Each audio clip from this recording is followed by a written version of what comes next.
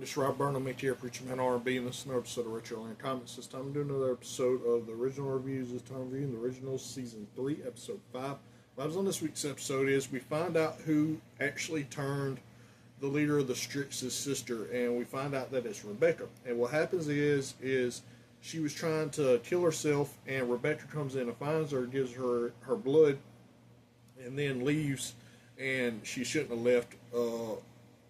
Whenever she left, though, the sister of the leader of the Strix winds up jumping over out of the window and killing herself, becoming a vampire.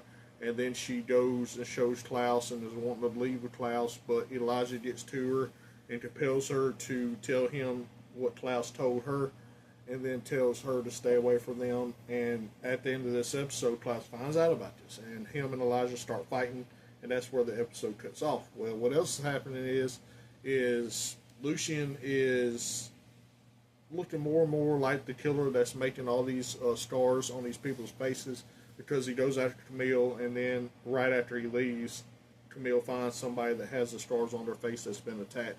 So to see what happens to that, Elijah has what is his name? Narcel, to get some of his people to follow the leader of the Strix, to figure out what his plans is and what he's got going on. But other than that, that's all that really happened, except for Davina using Haley and them to protect her while she's getting all these gifts for this witch holiday that they got going on. But other than that, that's all that really happened. My question for y'all is, now that Elijah and Klaus are starting this fight, what's going to happen with that? As always, Rob Burnham, make here, Preacher Man RV, sign out. Guys, GG is awesome. This has been an episode of Richard Land Comments. See y'all next time.